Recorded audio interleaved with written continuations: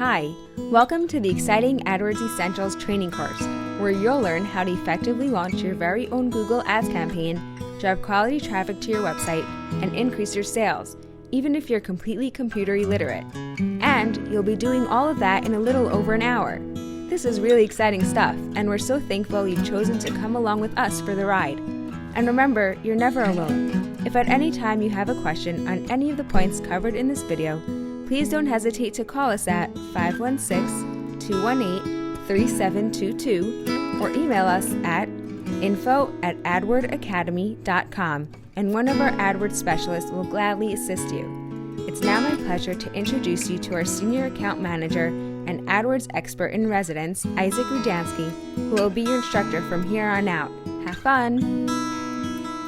Hello, and welcome. Thanks so much for joining us. We're thrilled to have you on board. I started out as an artist and a freelance graphic designer, and I was looking for ways to sell my art on the web, get a little bit of exposure. Well, I stumbled across Google AdWords a while back, and after a long time and a difficult trial and error learning curve, I was able to finally harness the power of a successfully managed ads campaign to literally explode my online presence.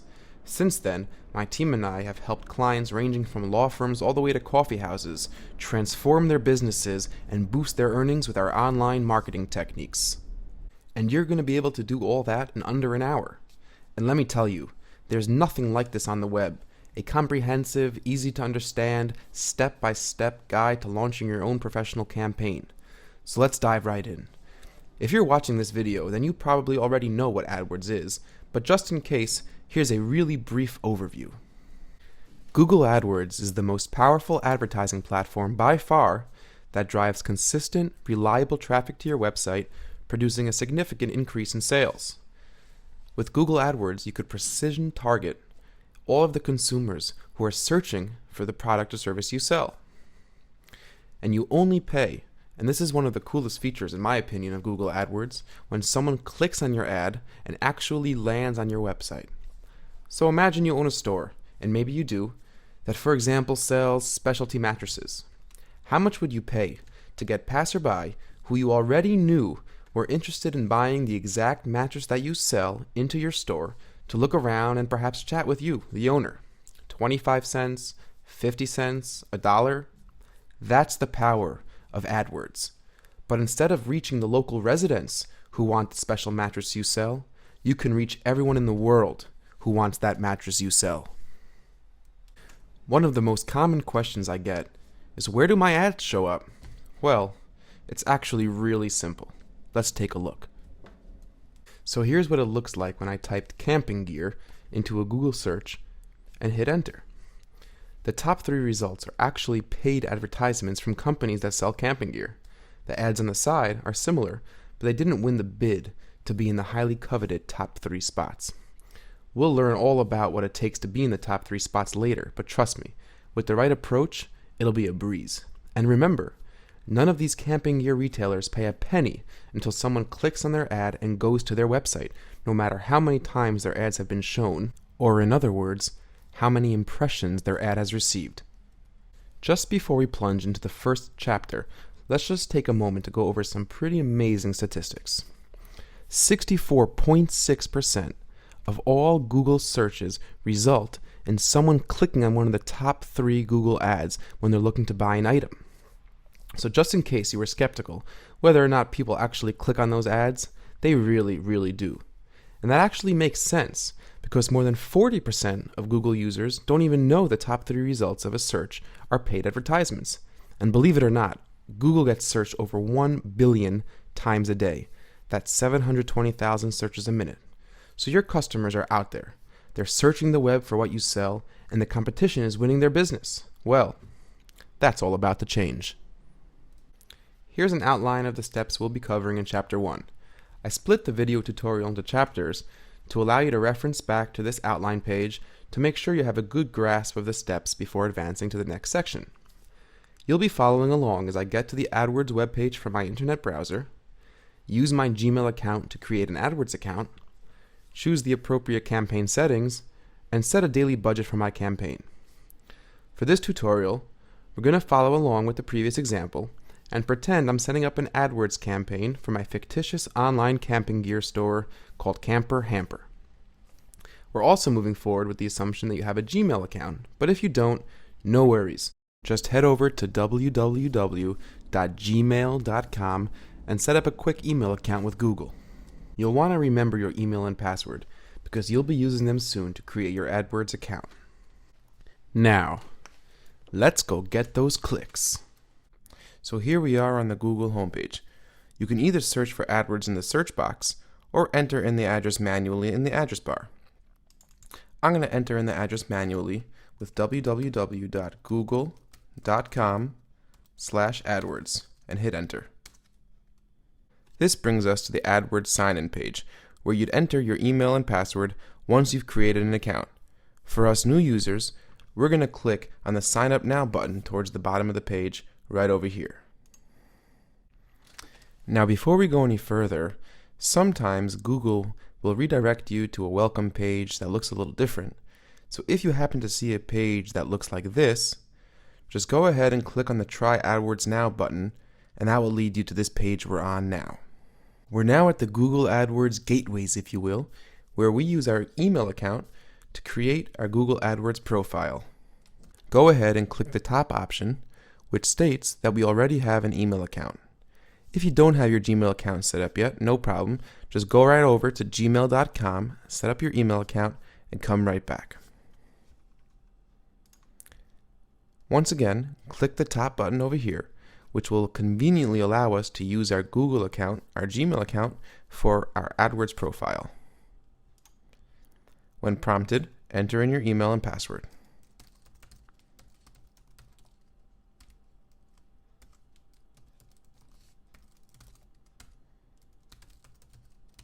When you're ready, hit enter.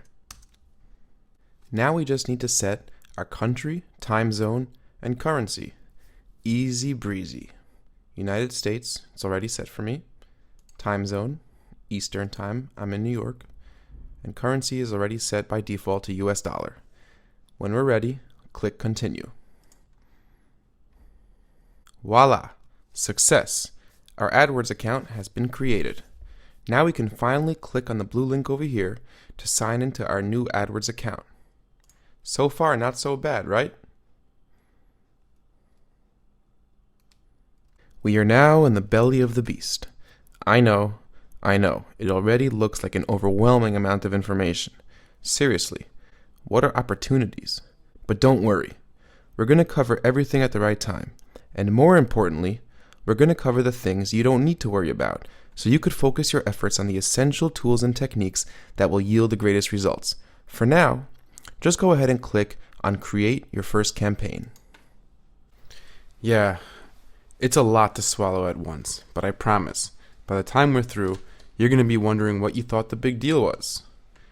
Now it's time to begin our first campaign and choose our desired settings. The first thing we're asked to do is enter in a campaign name. Now, if you're wondering what the difference between a campaign and an account is, a campaign includes your ads and keywords, or search terms, more about that later, that lead customers to your business's website. Say you're also trying to promote your new cookbook you recently self-published, so you might have one campaign running ads for your camping gear website, and another campaign running separate ads that lead people to a landing page where you're selling your cookbook. You can run as many campaigns as you'd like within your one account. But before we get ahead of ourselves, let's just focus on building our first campaign. Since I'm going to be advertising for Camper Hamper, I'm going to name my campaign Camper Hamper.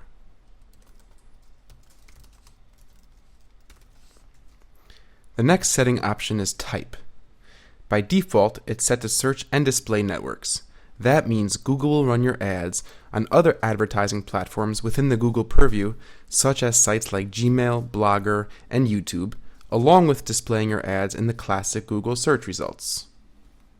We're going to go right in here and choose Search Network Only. And if you get prompted by Google, which I have here, it says changes you've already made to this page will be lost if you switch campaign types. Continue. We might have to retype our campaign name, which is not a big deal. So I'm going to go ahead and click OK. And sure enough, our campaign name gets reverted back to campaign number 1. So I'm just going to highlight that and retype camper hamper for the name of my campaign. And there's two main reasons why I wanted to go for search network only. Firstly, the performance of your ads will be much easier to track and analyze, an extremely important factor when you're just starting out. And secondly, the quality of the traffic you'll get from the display network will generally be inferior. People are just more likely to click on an ad and make a purchase when they've searched Google for it themselves than if an ad popped up while they were checking their emails or watching a YouTube video. Display network advertising could be very powerful for some businesses, so if you're unsure what the right approach is for yourself, don't hesitate to call us at 516-881-7662 for more help. Keep the standard feature selected over here and ignore these other features below. They're more advanced features and we'll cover them in a more advanced tutorial. Under Networks, go ahead and unclick Include Search Partners. The Google Search Network is a group of search-related sites like Google Shopping and Google Maps upon which your ads could potentially show. It also includes hundreds of other similar websites. But for now, we only want our ads showing on the classic Google search. Google is simply the biggest and baddest, with by far the most searches.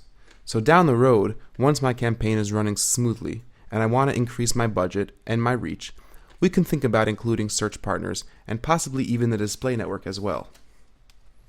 This next setting over here informs us that our ads will be showing on all types of devices, including laptops, mobile devices, such as a phone, and tablets, like an iPad. Now that's a really good thing for us because people are not differentiating in the usage of their phone versus their tablet versus their laptop in the way they used to. So that's a really good thing. We're happy to have our ads showing up on people's phones, on people's iPads, and on people's laptops alike. The location setting over here first asks us which locations do you want to target or exclude in your campaign. Now the location setting is really great because it allows us to target and specify specific geographics where we want our ads to appear, which in turn allows us to target customers in very specific geographics. So let's say I have a bakery in Paris. I could target my ads to only be showing up in Paris. If my online company ships to the United States and Canada, I could target both of those countries as well. Under locations, we have United States and Canada set as defaults. This means that our ads will only show up on Google search pages in the US and Canada. If we were an international company, we might want to click Appear on all countries and territories. So now let's say Camper Hamper ships to everywhere in the US besides for Oklahoma. So what I'm going to want to do is go ahead over here and click on Let Me Choose, and I'm going to want to add the US and then go and exclude Canada. So in this text box over here, I'm going to type USA. Now here's a list of matches and related locations. So United States over here, if I click it, it'll automatically add, or I can go over here and click the Add button. And now I've added the United States as a target for my ads. Now I'm going to go back to this text box and type in Oklahoma. Go up to the top and we have Oklahoma City. We have Oklahoma, United States, which is the state. And I'm going to go over here and instead of clicking Add, like I did by the US, I'm going to click Exclude, which will mean that none of my ads will show up in any Oklahoma Google searches. So I'm going to go ahead and click Exclude. If you've noticed this reach column with these rather large numbers beneath it, it's an estimate of how many people in a specific location may see your ads. So by excluding Oklahoma, we're excluding 5.02 million from our overall reach of 443 million in the United States. Now that we've successfully targeted on the country level and excluded on the state level, let's try to go ahead and exclude a city. So I'm going to go back over here to my text box, click and type Los Angeles. So up to the top we have Los Angeles, California, United States. It tells me over here it's a city with a reach of 12.1 million people, and I'm going to go ahead and click Exclude. This adds Los Angeles to our excluded locations list along with Oklahoma. Now if I decide that I did that in error and Camper Hamper really does ship to Los Angeles, that's not a problem because I can go over here and click remove. And if I go ahead and click remove, that takes away Los Angeles from our excluded list, and now we remain like we had originally with only Oklahoma being excluded from our targeted location of the United States. Since I'm assuming we all speak English and we all advertise to English-speaking people, under languages we're just going to leave the language default setting to English. So now we're up to bidding and budget. Forget about this advanced options tab over here and just leave the default setting as AdWords will set my bids to help maximize clicks within my target budget. What are bids, you ask? Well, we'll talk more about that later, but for now here's the basic idea. Let's say I tell Google that I want Camper Hamper ads to show when someone types in the words collapsible walking stick into a Google search. Sounds pretty easy. Well, not so fast. Let's say Models and REI, my two major competitors, are also running an AdWords campaign, and they've also told Google to show their ads when someone types in collapsible walking stick into a Google search. This is where bids come in.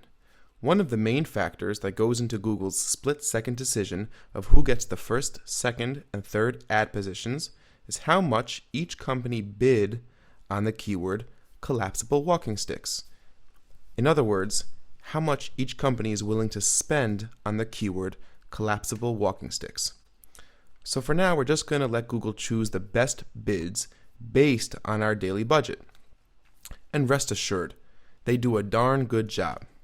When you're ready, you can always take over the reins and set your bids manually. Budget. This is really straightforward. How much do you want to spend a day on advertising? I'm going to start off with $50 a day. Once your daily budget has been reached, Google will stop showing your ads until the next day. I'll often have clients that want to start off with $400, $500, $600 a day for their daily budget, but I always recommend that for 2 to 4 weeks, they start with a much smaller number, somewhere in the $50 to $100 a day range. That way, they can have the appropriate amount of time to gather significant data. They have the time to see which ads are working, which keywords are the most effective, which variations of their ads are getting the most clicks. Once they tweak their campaign to perfection, then it will be appropriate to explode their daily budget and reap the tremendous benefits. Ad extensions.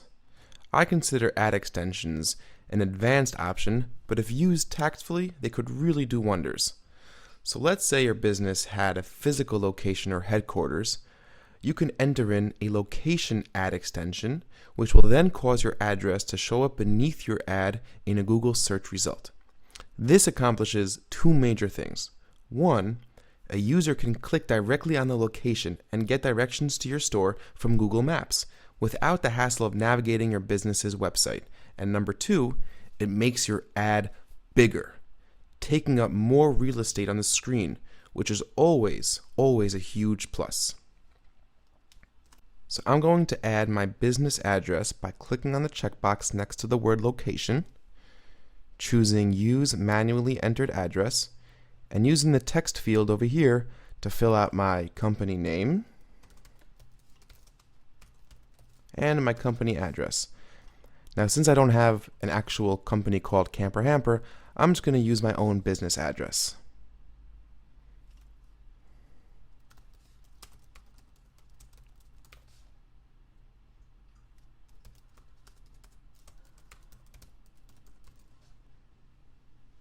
New York. When you're done, go ahead and click Save. Congratulations! You've just made a location-based ad extension. Phew! We've made it to the bottom. Go ahead, give yourself a pat on the back, and then click Save and Continue. Now we're ready to create our first ad group, write our first ad, and select our keywords. But before we do that, let's take a little bit more of an in-depth look on how to write killer ads. Before we talk about the ins and outs of writing great ads, here's a brief outline of what we're going to cover in Chapter 2. Naming your first ad group. We'll talk more about understanding ad groups soon, but for now, An ad group is a group of ads being triggered by a specific group of keywords or search terms. So for example, I'd probably have one group of ads to target camping tents, another group of ads to target hiking backpacks, and so on and so forth. This allows me to specify that searches related to camping tents will only trigger my ads promoting my camping tents, and searches related to hiking backpacks will only trigger my ads promoting hiking backpacks. Pretty neat. Then we'll create our first ad starting with a headline and then moving on to our 2 lines of ad text. We'll then choose the appropriate destination URL or landing page. So for the ads that promote my camping tents, I'm going to want to direct users to the page of my website that sells camping tents. This concept is referred to as landing page relevancy. We'll then take a look at Google Ads preview window, and then we'll talk about understanding different keyword matches. If you don't know what that is, just hang tight. We'll get there. And finally, we'll choose the appropriate keywords or search terms that will trigger the ad we wrote. If you don't understand the basic principles of writing ads, then all the technological elements we're covering will be for naught. So it's crucial we spend some time learning the fundamentals of writing ads that will attract your customers' attention and entice them to click through to your website. Before you even begin writing your first ad, you need to have a crystal clear picture of your company's USP, unique selling proposition. Your unique selling proposition answers the following questions in a potential customer's head. 1. Why should I buy from you instead of buying from one of your many competitors? 2. Why should I listen to you and believe what you have to say? 3. Why now? Why should I buy from you today, this very minute? And 4. What do you offer that's truly unique? When your USP comes across in your ad in a clear and focused way, then people will immediately believe you're a consummate specialist in the area of your business, and they'll feel secure to rely on your expertise. You may have to spend some time flexing your creative muscles to fit your USP into a Google ad, but the good news is it can be done every single time. The clearer and more focused your USP is, the easier time you'll have fitting it into your Google ad. Keep in mind that many businesses have multiple unique selling propositions, and in truth, every product or service will have its own USP.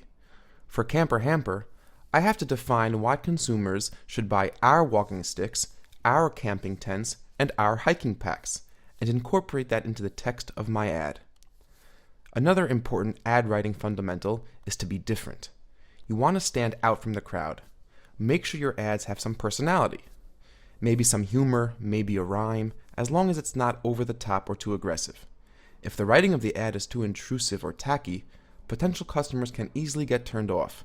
Not too flashy, not too dull. Keep it catchy, splashy, yet tactful, and you'll be well on your way to writing a really powerful ad. Out of all the different elements of your ad, your headline carries the heaviest weight in terms of importance. It's the first thing customers see, and it's the greatest influencing factor in a customer's immediate decision whether or not you're relevant to them. Google gives you 25 characters or less to fit into your headline and to make a clear, concise statement regarding the product or service you're advertising. The first thing you need to do is to take the keyword or search term the customer just typed into the Google search and fit it into your headline. So let's say I'm writing an ad for my camping tents. My keywords that we're going to choose in the next step will be focused around the 2 words camping tents. I'll probably wind up with a whole list of keywords including terms like camping tents sale, discount camping tents, family camping tents, 3-bedroom camping tents, and so on and so forth. But notice how all my keywords include the words camping tents. So camping tents becomes my central keyword for this ad. That means that I must find a way to include the words camping tents into the headline of my ad. This accomplishes 3 things. First, words in my ad that match the words from the search that triggered the ad will be bolded to catch the attention of the customer. So including the central keyword in the headline of the ad is a sure way to have some of your ads show up in bold letters, which will attract the attention of more customers. Secondly, if Google sees that the headline of the ad matches the search that triggered the ad, Google will deem the ad relevant. And ad relevance is the second primary factor, along with your bid, that determines the position of your ad. So the more relevant Google thinks your ad is, the greater your chances of having your ad appear in higher spots.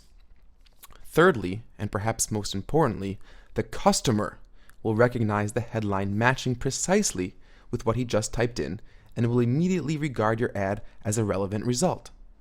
The more alike your headline is to what the customer typed into the Google search, the more likely he or she will click on your ad. Google is very strict with words written in all caps, but they do allow you to capitalize the first letter of every word. This is an easy, tried and true secret to helping your ad stand out from the crowd and catching the early attention of your customers.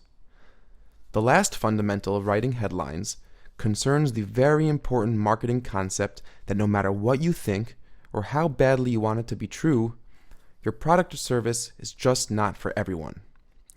I want my camping tent to be really exciting for outdoorsmen, but really boring for a teenage girl searching for acne cream. If you try to cater your ad to too broad a range of people, you'll end up getting the attention of nobody. Know your customer and write your ads with them and only them in mind. Google gives us 2 lines of text, each with 35 characters or less, to further convince our customers to click on our ad and buy from us. This is your time to shine, to really let your personality and the uniqueness of your product come through. The absolute cardinal rule for your 2 lines of text is to use the first line for the benefits of your product or service and the second line for the features and offers. Ads have been shown to get up to 36 times the click-through rate just by switching around the order of the benefits and features without changing anything else in the ad. Absolutely amazing. So for example, let's go back to my camping tents.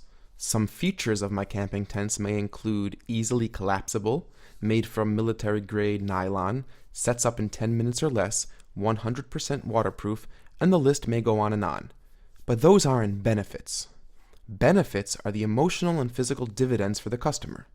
They're why they want to buy the product in the first place.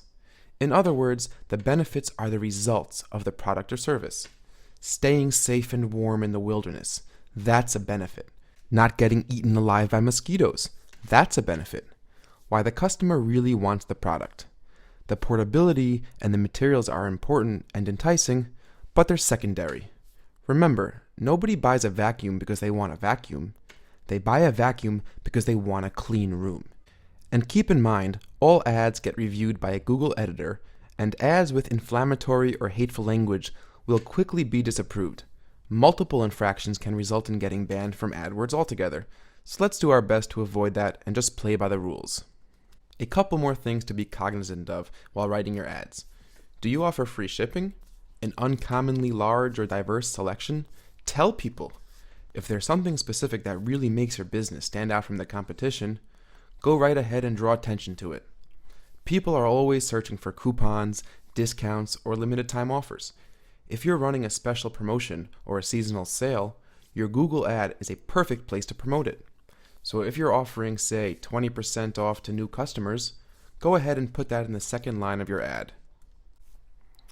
Now, you definitely shouldn't make yourself crazy about this last tip, but it is something worthwhile to keep in mind.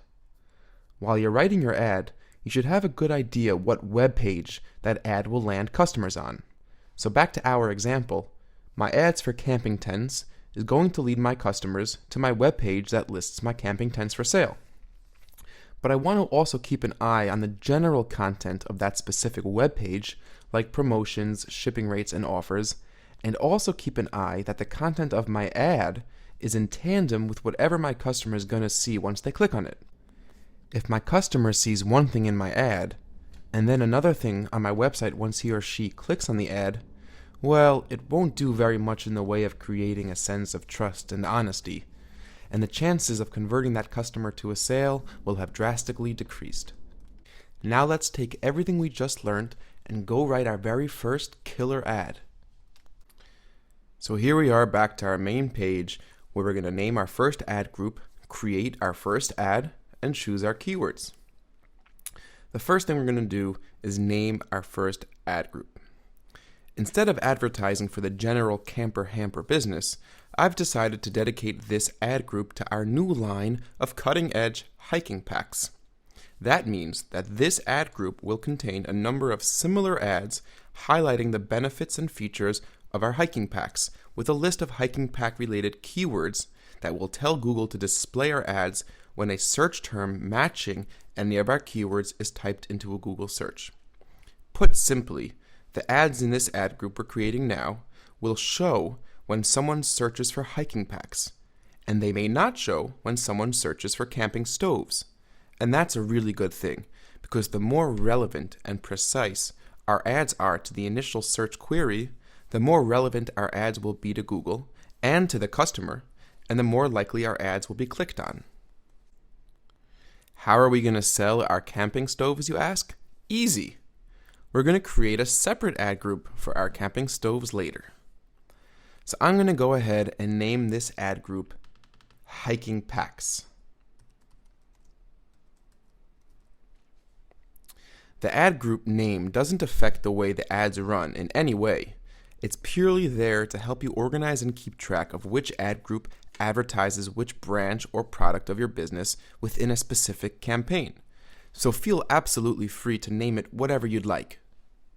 Okay, the headline. Keep in mind what we learned previously.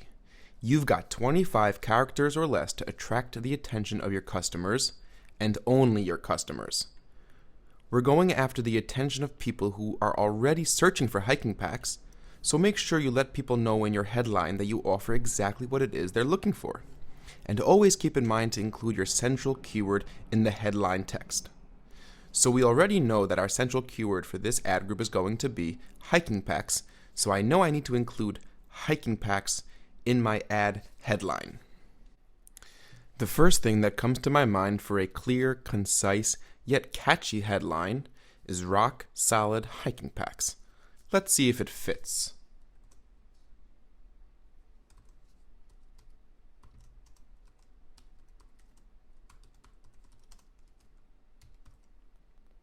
Yep, it does. And notice how I made sure to capitalize each letter. If you go over your allotted characters, you'll be prompted by Google like this: a negative sign followed by the amount of characters you've exceeded your allotted space. So I like rock solid hiking packs as an ad headline for a couple reasons. One, it's straightforward. I'm letting my customer know that I offer what it is he's looking for. I tell him straight out, and I leave nothing unclear. Two, it's bold. I'm not ambiguous about my product. I know it's great, and I'm not afraid to say it. Three, it's not over the top or too self-indulgent. And four, and most importantly, it includes my central keyword in my ad text. You don't have to overthink the headline now, because you can always come back later, and I'm going to show you how, and change this ad around and write additional ads. Once you have multiple ads, Google will alternate your ads, and you'll get to see which one of them is performing better. Once you gather significant data, you could delete the ad that's performing worse and write another one to test against the winner.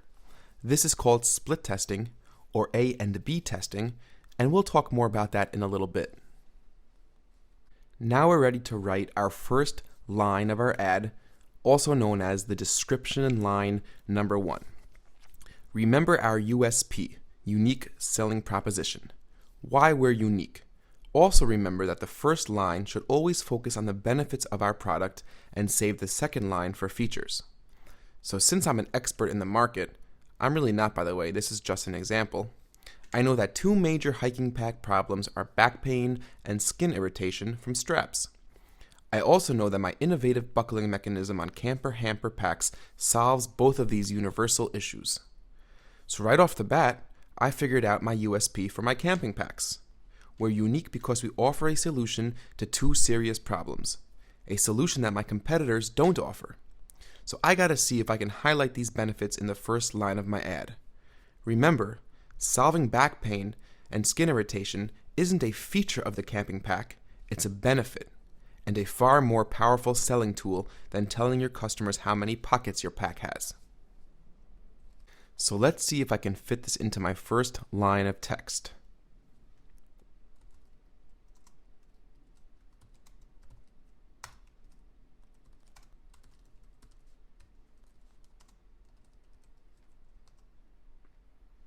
No, you see it's 2 characters too long. What could I do? I don't want to knock out either of my benefits. Anyone have the solution yet? How about this? Changing the word "and" to the "and" sign, also known as the ampersand. Not bad, eh? Now I'm able to call attention to both of my major benefits and fit it all into the first line of ad text. Pretty awesome. Now we're ready to write the second line of our ad, also known as the description line number 2. Let's try to highlight some features in the second line of ad text. But wait, I know that Camper Hamper is currently offering a free monogrammed poncho with the purchase of any pack, and I also want to let my customers know that we offer free shipping. You may be wondering why I'm not concerned about listing specific features about my camping pack, and there are 3 answers to that. 1, my headline is enough to let my customers know that I'm offering camping packs. 2, the unique benefits I advertise in my first line of text are likely powerful enough to get a customer to my webpage and check out the specific features themselves. And 3, it's always a great idea to advertise anything you're offering for free. The word "free" has an uncanny ability to attract someone's attention, and as we all know, a good customer is always looking for a bargain or a free giveaway. So I'm going to go ahead and write my second line of ad text.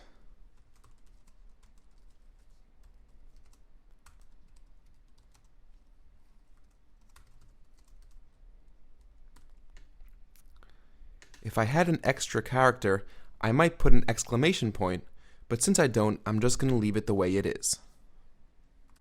So here we have it, our very first ad. We adhered to the guidelines, and I'm really happy with the way this ad turned out. And remember, you can always come back and play around with it later. But it's definitely a solid start.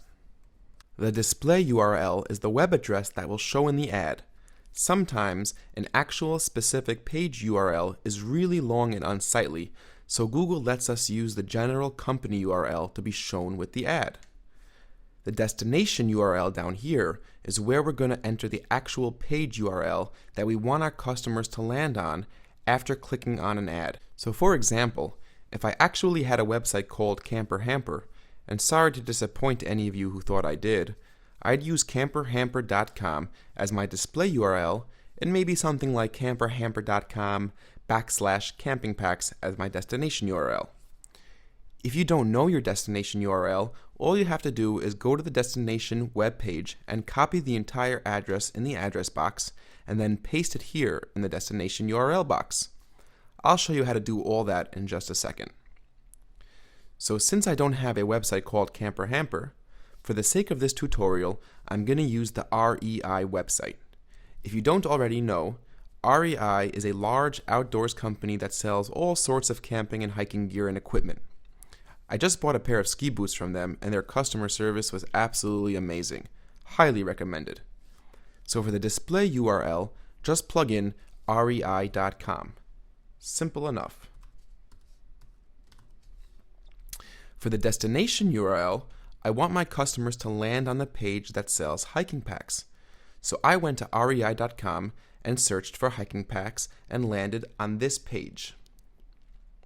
This is the page I'd want my customers to land on after clicking on a hiking pack related ad. So I'll just copy the address from the search bar, go back to my AdWords tab, and paste it into the destination URL box like this.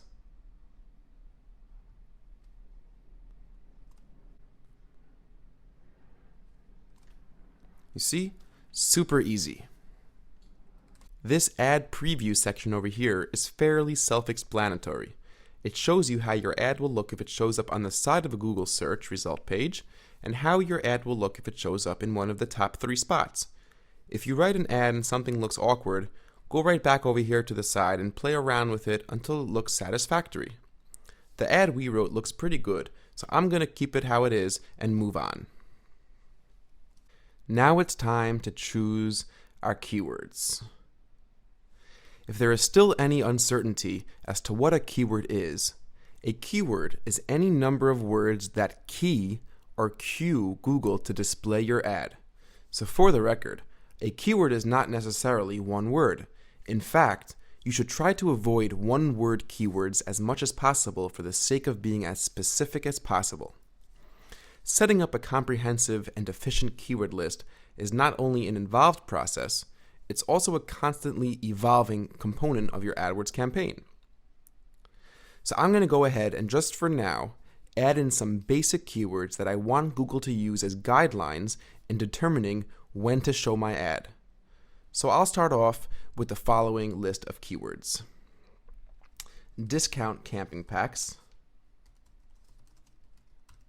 New line for each keyword. Camping packs sale. Hit enter to get to a new line. Hiking and camping packs. Overnight camping packs.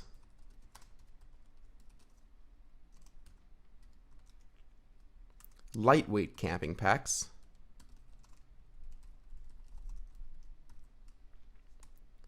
And online camping packs.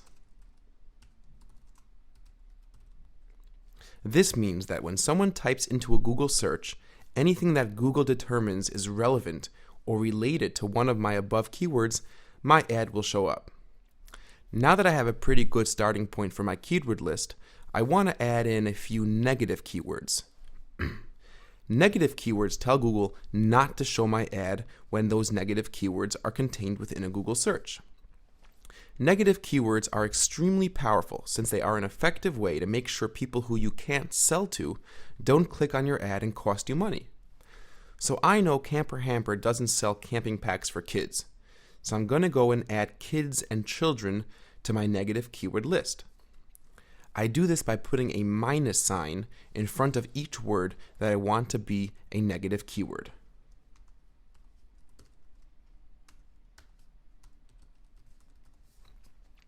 So before I entered those two negative keywords, my ad might have shown up when someone typed in kids camping packs for sale, since camping packs for sale is a keyword, and Google might determine that I'm relevant enough even if the search also contained other words that weren't part of my keyword.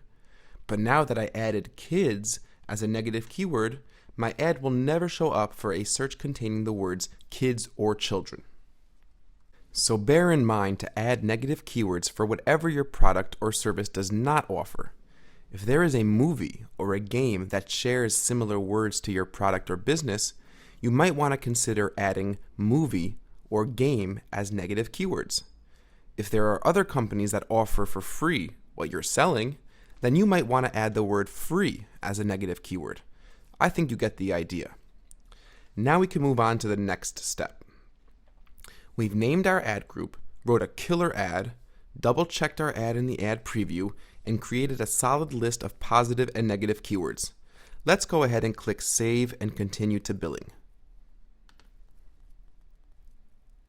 Now we're going to set up the billing component of our account. The first thing Google asks us to do is to select the country or territory where our billing address is located. So I'm going to go ahead and select United States and click Continue.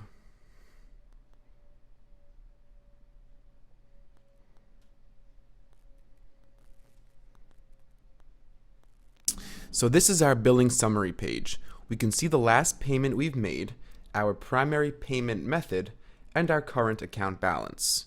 We can customize the date range over here if we want to see our billing overview for a specific time period or date range. Now let's go ahead and set up our primary payment method. We're going to use this green menu bar on the top of the page to navigate to our billing preferences. Click on the billing link and select Billing Preferences from the drop-down menu. Once again, we're asked to enter in our country or territory, so I'm going to find United States again and click Continue.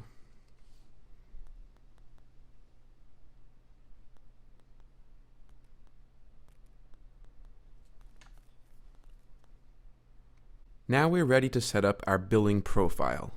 So let's go ahead and enter in our business information. Business name, contact name, the person in your business responsible for the AdWords payments, address,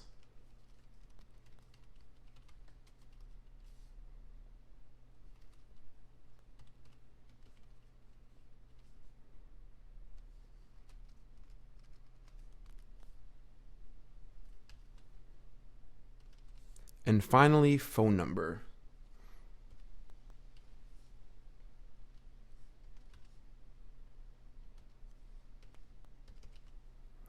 When you're all done, go ahead and click Continue. Now we can choose our payment settings. Google sets automatic payments by default, which means Google will automatically charge your credit card or your bank account when you reach your billing threshold or 30 days after your last automatic payment, whichever comes first. I'm going to choose to set up my account with a credit card, so I'm going to select the credit card radio button. I'm going to enter in my credit card information and then click Continue.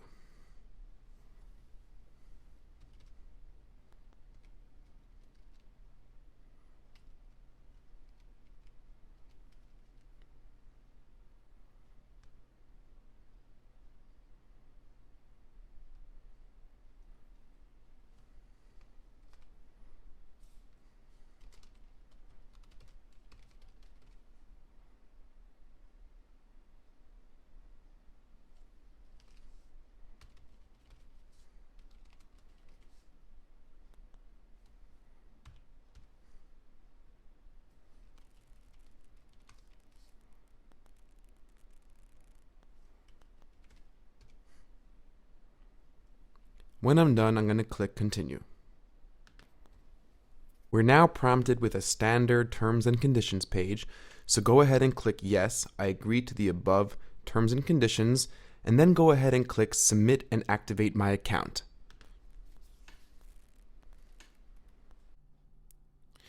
So here we are in the primary AdWords dashboard.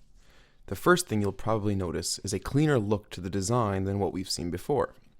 For one, the green navigation bar is gone, and that's because within the last couple of days, AdWords updated the appearance of the dashboard, but all the essential features remain the same. The red bar over here, running across the top of the screen, is a common notification you'll get when your campaigns are paused. It's letting me know that none of my ads are running. Right now, I've enabled a campaign, but over the last couple of days, this campaign was paused, so I didn't rack up a nice bill sending traffic to REI. There are a lot of buttons and menus on this screen, and the places you can go from here are many, but I'm going to show you just the buttons and tabs you'll need to run and manage your new campaign. Let's take a quick look at this top navigation first. The Home tab brings you to an overview of your account performance. Here you can get an assortment of performance metrics related to your campaigns, ads, and keywords at a glance. It looks like a lot, but don't worry about it. You're going to spend most, if not all of your time back over here in the Campaigns tab. The Opportunities tab is where you'll be able to see automated suggestions from Google with different ways you can improve your campaign. Often, they'll give you a list of keywords related to the keywords already in your account, and you can decide whether or not you'd like to add them. Since this is a new account, there aren't any opportunities yet. You'll get a notification when Google has an opportunity for you. I find that the opportunity suggestions are only occasionally helpful, so don't worry about this tab when you're just starting out. The Tools tab over here gives you a drop-down menu with a number of secondary navigation tabs. The one tool that we're going to focus on later is this tool over here called the Ad Preview and Diagnosis at the bottom. It's a really helpful tool that will allow you to easily determine if your ads are currently running and how they look and where they place in actual search results. Okay, back to our primary dashboard under Campaigns. This column on the left gives us a list of all of our online campaigns. Right now there's only one, since we've only created one campaign within the account, but if we were to create more campaigns in this account, they would show up here and you'd be able to navigate to different campaigns by clicking on their name in this column. In our main dashboard over here, we have our account structure arranged in hierarchical order. The first tab will show us our campaigns, which are all comprised of at least one ad group, one ad, and one keyword. The Ad Groups tab will show us our ad groups, which are all comprised of at least one keyword. The Ads tab will show us an overview of all the ads running within our account, and the Keyword tab will show us all the individual keywords within our ad groups. For now, don't worry about the Settings, Ad Extensions, and Dimensions tabs. They aren't essential to viewing and managing the most fundamental aspects of your account. It's important to know that each of these tabs will bring up a unique set of columns that are specifically relevant to the level of data we're looking at. Let's take a look at what I mean by that. Under the Campaigns tab, I'm able to see the campaign name, which I can change by simply clicking on it over here. I can see my campaign daily budget, which I can also change anytime by clicking on it and entering a new dollar amount. Let's say I want to spend a little less today. I can easily knock $20 off my budget and click Save. Remember, since we're at the uppermost level of our account hierarchy, everything below this level, like ad groups and keywords, will draw from this overall budget. In other words, no matter how many keywords or ad groups I have in my account, and no matter what my individual keyword bid is, I won't spend more during the day than what I set here as my campaign budget. Moving on. Campaign type tells me where my ads are showing, and since we set up our campaign to only run on the search network, we see that setting reflected in this column here. Clicks will tell me, yes, you guessed it, how many clicks all the ads in my campaign have received within the date range specified by this box in the upper right-hand corner of my dashboard. I can always change the date range to see data for the precise dates that I want, but since we haven't collected any data yet, it doesn't really matter, so I'll just stick with the standard previous 7 days. The Impressions tab shows the number of times my ad appeared on a search results page. The CTR, or click-through rate, is simply impressions divided by clicks, giving me the percentage of times my ads received a click based on how many times they were shown. Average CPC, or known as cost per click, tells me the average price a click has been costing me. And the cost shows me the total cost for all clicks within this campaign over the specific date range. In this case, it would be the last 7 days. An easy way to see total cost since the start of your campaign would be to select All Time from the drop-down Date Range menu up here. The last column, Average Position, tells you the average placement on the search results pages or ad slot your ads have been receiving. You generally want this number to be between 1 and 4. An important thing to note when viewing data at the campaign level is that you can have one really highly performing ad group and one ad group performing poorly, and you'll see the average of those two ad groups' performance here. So remember, averages do tend to lie, and always make sure to check your performance at the ad group and keyword level as well. Let's take a look at that now. Clicking on the Ad Groups tab allows me to see data at a more narrow level. Since we only have one ad group, we're only seeing data for that one ad group. Most campaigns will have more than one ad group, so let's go ahead and add another ad group to see what that looks like. To add an ad group, click on the red Add Ad Group button. We'll be asked to select a campaign we want this ad group to be included in. Clicking on the menu will show us a list of all our campaigns we can choose from. Since we've only created one campaign, this is a pretty easy choice for us. Now that we've selected the right campaign for our ad group, go ahead and click Continue. Hopefully this page looks a little familiar to you. We're going to repeat the same steps we took to create our first ad group. Let's say we want to advertise for Camper Hamper's new line of lightweight packable down sweaters. I'll name the ad group Lightweight Down Sweaters, so I know this ad group contains ads and keywords related to this product line.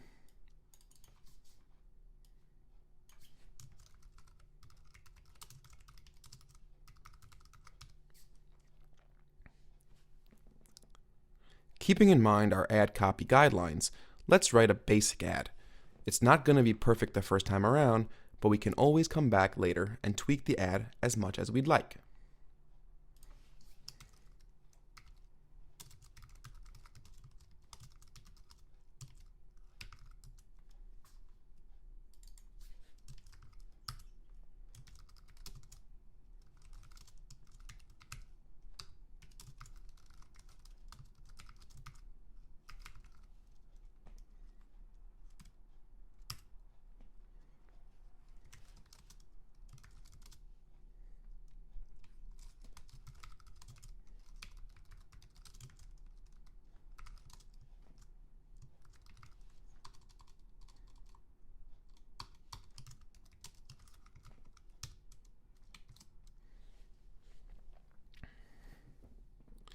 Once we're basically happy with our ad, let's go ahead and create a keyword list. Keep in mind we can always add to this keyword list later on.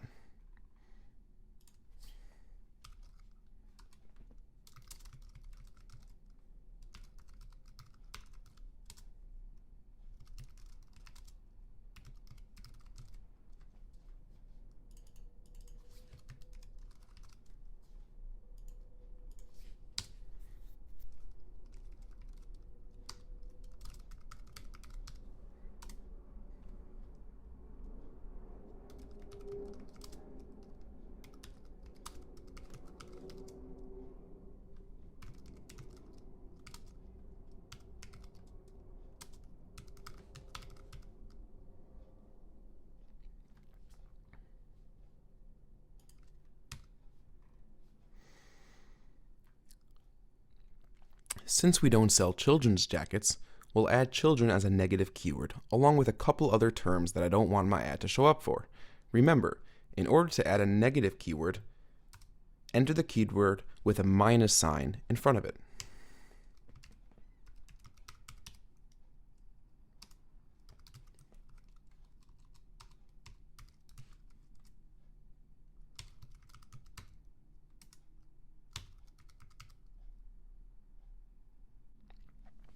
Once you finish creating your keyword list, don't forget to add a maximum cost per click or default bid. Essentially, you're telling Google here, don't ever charge me more than this amount for any keyword within my campaign. So for now, let's say our maximum cost per click will be $1. Once you've entered in your default bid, go ahead and click Save Ad Group. Now under our Ad Groups tab, we have a row for each of our ad groups. At the ad group level, we can see data like campaign name, which tells me the campaign that the particular ad group is a part of, status, which will tell me if the ad group is active or paused, and default max cost per click, which is the most I'm willing to pay for a click for any of the keywords in my campaign. Like the campaigns columns, I have metrics like clicks, impressions, click-through rate, average cost per click, cost, and average position. But now I'm seeing this data on a more specific level. Under the Campaigns tab, I'm seeing all the combined data for all the ad groups within my campaign. At the ad group level, I get to see the same data for the keywords and ads within specific ad groups. So I can see how results are varying between my advertising for hiking packs and my advertising for the down sweaters. Viewing the data under the Campaigns column, I can't see this level of segmentation. You may have noticed that my campaign is collecting some impressions and clicks. That's because my campaign is actually live for the sake of the tutorial. I've set my keyword bids pretty low, so I won't rack up too many clicks. Clicking on the Ads tab up here will allow me to see data for all the ads within all my ad groups, and clicking on the Keywords tab over here will allow me to see data for all the keywords within my ad groups. But let's say I want to see ad and keyword data for a specific ad group. Let's take a look at how to do that.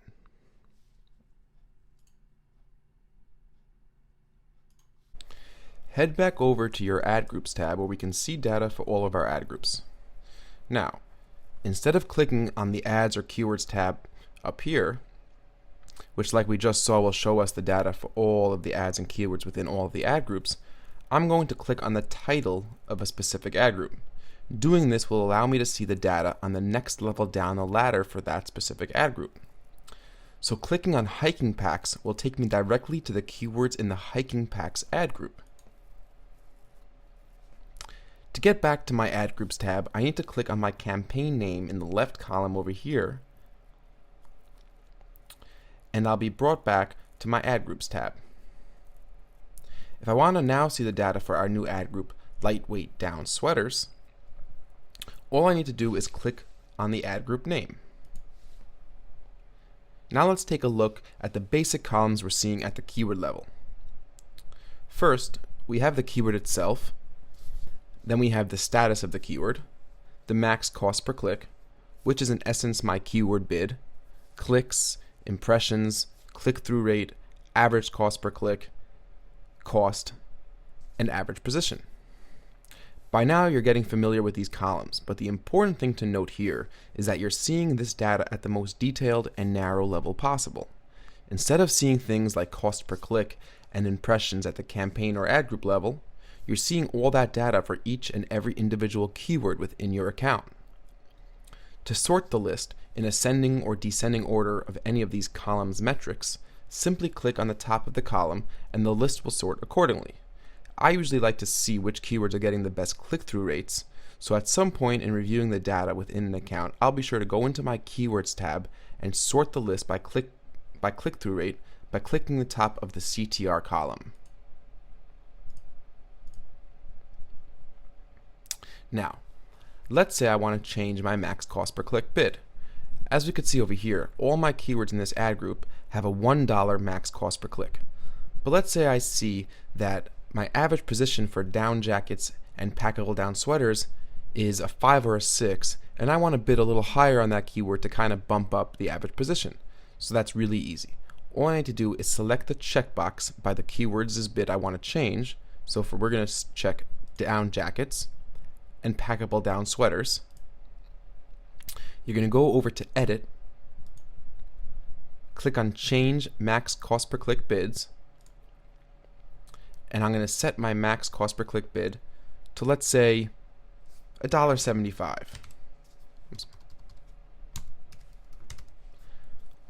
And then click Make Changes. So that was very easy. Now, down jackets has a max CPC of $175, and packable down sweaters also has a max CPC of $175.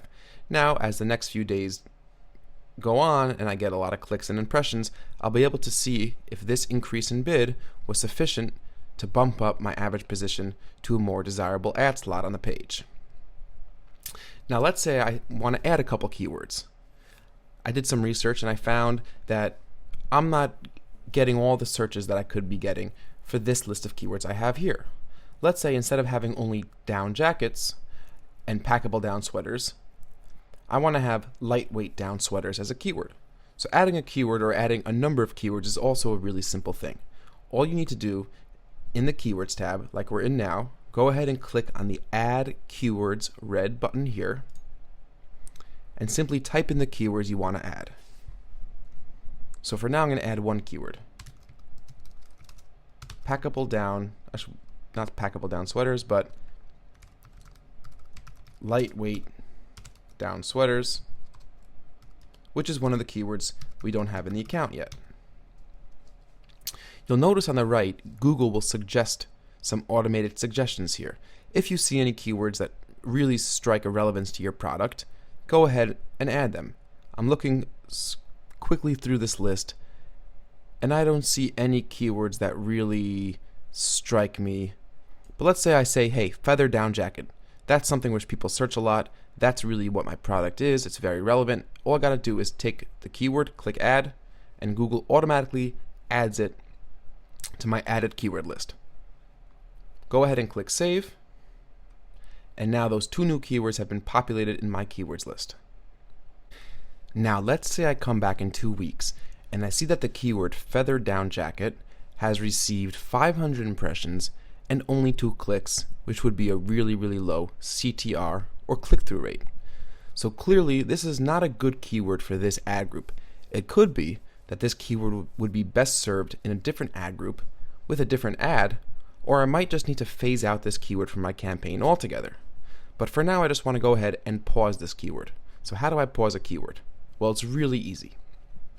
This green dot on the left of the keyword indicates that this keyword is currently enabled. To pause it, just go ahead and click on the green dot, select paused, and now feather down jacket will not trigger any of my ads. In order to re-enable the keyword, all you got to do is click on the paused icon and go ahead and click enabled. Now the search query feather down jacket or search queries closely related to feather down jacket will trigger your ads in this ad group to show. Let's say we wanted to add some negative keywords into the account. To do this, go ahead and click on negative keywords below your normal keyword list. It presents us with 2 options. We could either add a negative keyword at the ad group level, or we can add a negative keyword at the campaign level. Well, what does that mean exactly? Right now, we're in the data section of lightweight down sweaters ad group. So if we add a negative keyword at the ad group level, it will only apply to ads keywords in the lightweight down sweaters ad group. If we add a negative keyword at the campaign level, that negative keyword will apply to all the ad groups within my camper hamper campaign. So it will apply to lightweight down sweaters and it will apply to hiking packs. Now, what does it matter? Well, I'll give you an example. Let's say, for example, camper hampers lightweight down sweaters don't have any pockets. But the hiking packs that we sell have lots of pockets. And pockets are a pretty common feature that is searched for when people are looking for hiking packs. Now, there are other companies that sell lightweight down sweaters that also have pockets. And sometimes people include the word pockets when searching for a lightweight down sweater. Now, since camper hampers lightweight down sweaters don't have pockets, we don't want our ads showing up for people who are specifically looking for a lightweight down sweater with pockets. So in this case, we would want to add the word pockets as a negative keyword at the ad group level. That way, we won't be phasing out people searching for hiking packs with a lot of pockets. So let's go ahead and add pockets as a negative keyword at the ad group level for only lightweight down sweaters. Now, what kind of keyword would we add at the campaign level? Now, the truth is, these keywords like cheap, children, eBay, and free, these are negative keywords that would be best served at the campaign level because we don't sell children's hiking packs or down sweaters, and we definitely don't sell free hiking packs or down sweaters. And we don't want people looking for hiking packs or down sweaters on eBay. So just as an example, we'll go ahead and add keywords at the campaign level and throw in cheap, free, eBay, and kids. So this is kind of a good overview of when you would want to use a negative keyword at the ad group level and when you would want to add negative keywords at the campaign level. To close up this dialog box, just go ahead and click negative keywords. Now, I know there are still a lot of buttons and menus on the page that we haven't covered yet. Most of these buttons lead us to advanced customizations and data dimensions, but they aren't integral to launching your first campaign. First, familiarize yourself with all the fundamental components of the dashboard, and then you should definitely come back and tackle the more advanced techniques and features that AdWords has to offer. Now, as you can see in the status column, while my keywords are individually enabled, they aren't running live because the camper hamper campaign is paused. To enable a paused campaign, we need to navigate back to our campaigns tab. To do this, click on all online campaigns in the upper left-hand corner of the dashboard. Google automatically directs us to our ad groups tab first, but now we can get back to our campaigns dashboard by clicking on the campaigns tab to the left of the ad groups tab. Like we saw in our keywords dashboard, all we need to do to enable a campaign is to click on the paused icon and select enabled. Congratulations! Now our campaign is live and Google is showing my ads on actual search results pages. This is really exciting. Now, let's say I want to see if my keyword is currently triggering my ads and in what position on the page I'm showing up. One way we can do this is to head over to google.com and do an actual search for our keyword. But let's say you're not targeting your ads to be shown in your current location. Secondly, you don't want to rack up false impressions without clicks because that will cause you to have a low CTR, which could ultimately increase your cost per click. Now, the relationship between cost per click and click-through rate has a lot to do with a portion of AdWords called quality score, but it's a very complicated, in-depth topic beyond the scope of this video. But either way, Google provides you with a great tool that allows you to run a test search in order to see exactly how your ads look and where they're showing up for any of your given keywords. You can access this tool by clicking on Tools and then selecting Ad Preview and Diagnosis over here, but I'm going to show you a really neat shortcut. Head over to your Keywords tab so you can see a list of all the keywords in the Camper Hamper campaign. In the status column, hover over the little speech tooltip of the keyword you want to test. So let's say I want to test lightweight down sweaters. So I get over to my status column, and here's the little tooltip. I'm going to hover over. Now in this little pop-up, you'll see right away if your ad is showing right now, and our ad appears to be showing. You'll see a simplified breakdown of our quality score. We're now showing a 9 out of 10, which is very good. But at the bottom here, what you want to do is click on Ad Preview and Diagnosis.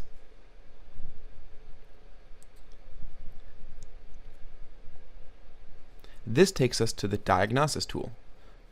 But since I got here by a specific keyword, Google automatically populates the search box with the keyword I want to test. Pretty neat. I can edit my testing parameters by language, location, and device, but let's just stick with the default settings for now. Now to run the test, all we need to do is click the preview button.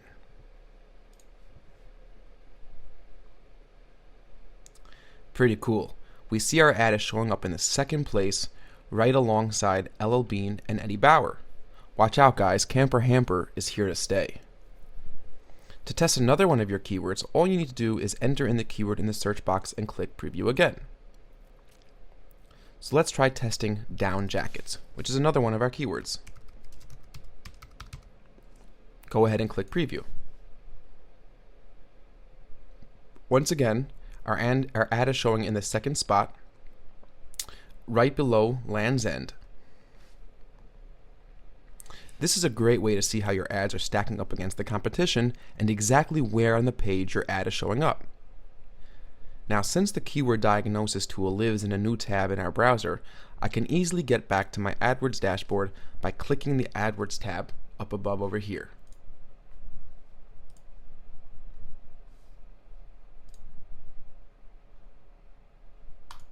Well, we've made it to the end. I really hope this tutorial helped you to get started with your very own successful AdWords campaign, and I want to sincerely thank you for taking the time to follow along with me. Although we've only scratched the surface of the features available within AdWords, you now have all the tools to get going with a profitable AdWords marketing campaign.